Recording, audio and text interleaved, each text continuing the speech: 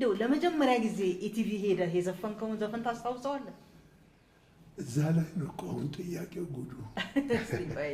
እንዴት ነበር ግን ሁኔታው እንዴት ነበር? እንዴት ነበር? ስቱዲዮ ሄዳችሁ እንዴት ነበር የምትዘፍኑት? ስቱዲዮ ሄደንማ ማን ኦርኬስትራው ቃውን ያዘጋጃል ምን ይላል እንትን ጨርስና እኛ ክራቫት በደንብ ምናምን ለብሰን ገባና ስንዘፍን አንዳንድ ጊዜ ደንበር እንብለን ግጥማችን ዜሮ ይቆማል።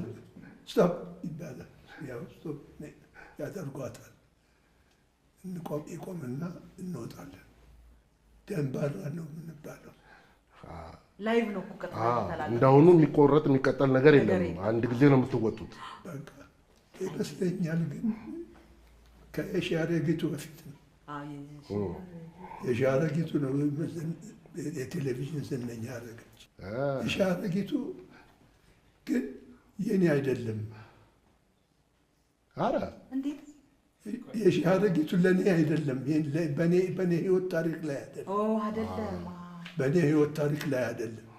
አንዳንዱ የሻረጊቱ የኔ ታሪክ ይመስላል። ታሪኩ መቶ አለቃ ፍቅሩ የሚባል ጊታር መጫወት የሚወድ ነው እና ለብቻው ሲጫወት የሻረጊት እና የሽን ወዶ የሀብታም ልጅ ነች። የሽን ወዶ ሄዶ ተደብቃ ሳስወጣት